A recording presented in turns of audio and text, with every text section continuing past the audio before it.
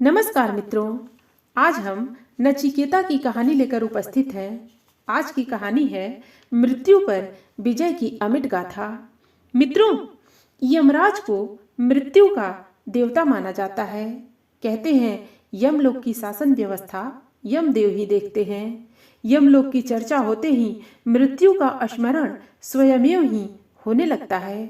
साथ ही स्वयं की मृत्यु का भय भी सताने लगता है।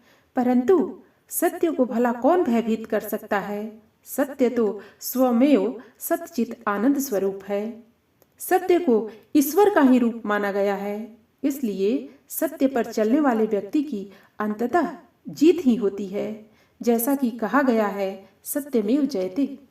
मित्रों, यदि आप हमारे चैनल पर नए मेहमान हैं तो कृपया चैनल को सब्सक्राइब कर लेना। नचिकेता एक ऐसा ही सत्यनिष्ठ बालक था। बाजश्रवा ऋषि के तरुण पुत्र नचिकेता ने जब देखा कि उसके पिता यज्ञ में आए हुए ब्राह्मणों को दूध नहीं देने वाली बूढ़ी व दुबली गायें दान कर रहे हैं तो उसे बहुत दुख हुआ। उसने सोचा, यह तो दान नहीं मिथ्याचरण है। मैं और कुछ तो नहीं कर सकता, पर पिता को इस पाप से बचाने के लिए स्वयं को ही दान की सामग्री के रूप में प्रस्तुत कर सकता हूँ। ऐसा सोचकर वह अपने पिता से बार बार प्रश्न करने लगा। आखिरकार आप मुझे किसको दान कर रहे हैं पिताजी? उसका प्रश्न सुनकर बाजश्रवा क्रोधित हो गए और बोले, जा, मैं तुझे यमदेव को देता हूँ। पिता के कथन की सत्यता की रक्षा के लिए नचिकेता ने यमलोक जाने का निश्चय कर लिया। बाजश्रवा ने उसे मनाने का प्रयास किया, परंतु नचिकेता अपने संकल्प से पीछे हटने को तैयार नहीं था और अंततः वह यमदेव के द्वार पर पहुंच ही गया। यमदेव उस समय यमलोक से बाहर थे। फिर भी 3 दिन तक भूखे प्यासे रहकर उसने यमदेव की प्रतीक्षा की। यमदेव आए, उसकी सत्यनिष्ठा से अत्यंत प्रभावित हुए और बोले, वत्स, तुम मुझसे 3 वर मांग लो।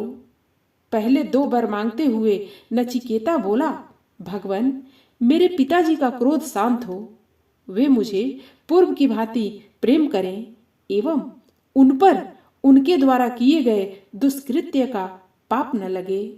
दूसरा वर उसने यह मांगा कि कृपया मुझे यज्ञ के विज्ञान के विषय में बताएं, जिसको जानकर व्यक्ति स्वर्ग जाने में समर्थ होता है।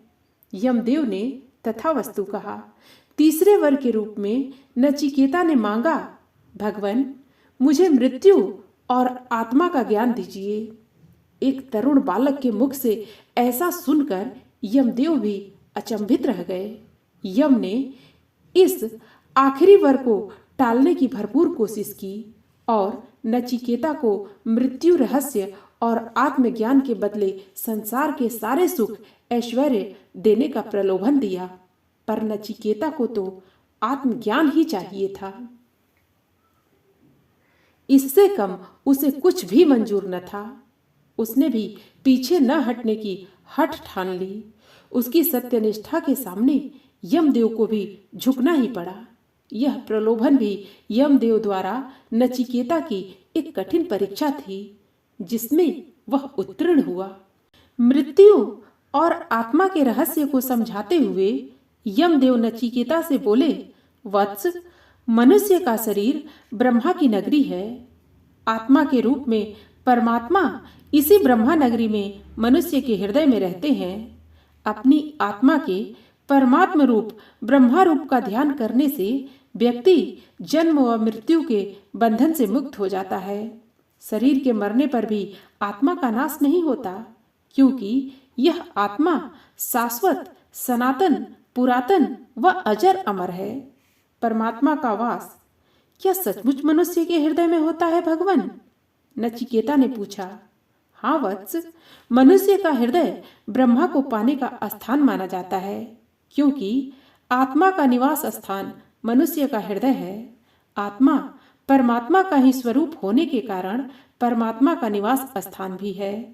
अपने हृदय में भगवान का वास मानने वाला व्यक्ति यह मानता है कि दूसरों के हृदय में भी ब्रह्मा इसी तरह विराज रहे हैं।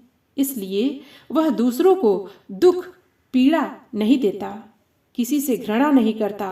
पूरा जगत ही उसके लिए ब्रह्मामय है। नचिकेता ने पुनः प्रश्न किया, फिर आत्म साक्षात्कार, आत्मज्ञान प्राप्त करने का क्या मार्ग है भगवान? यमदेव बोले, वत्स, तुम्हारा प्रश्न बहुत ही सारगर्भित व संपूर्ण मानव समुदाय के लिए उपयोगी है, इसलिए इसका उत्तर ध्यानपूर्वक सुनो।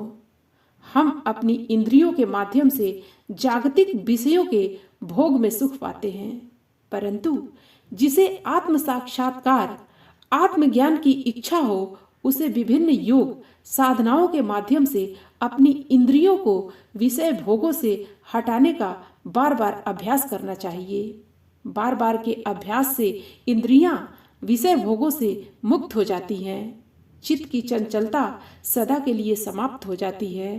चित्त परम पावन व पारदर्शी हो जाता है। ऐसा होने पर चित्त में स्वयं ही ब्रह्मा ज्ञान, आत्मज्ञान की अग्नि प्रकट हो उठती है। उसका चित्त ब्रह्मा के अखंड प्रकाश से जगमगा उठता है। वह जीवन मुक्त हो जाता है, वह परम पद का अधिकारी बन जाता है।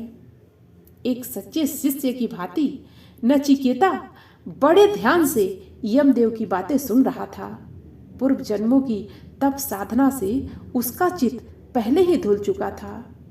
अब मानो उस चित्त में आत्मा व ब्रह्मा की अग्नि धधक उठी थी।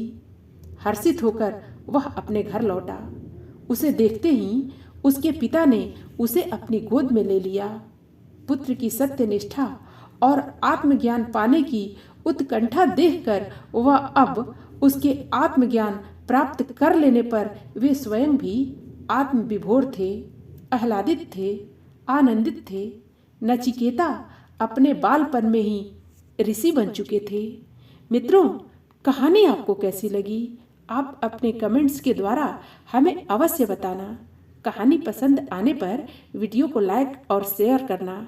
ऐसी और कहानियाँ सुनने के लिए हमारे चैनल को सब्सक्राइब कर लेना। फिर मिलते हैं अगली प्रस्तुति के साथ। धन्यवाद।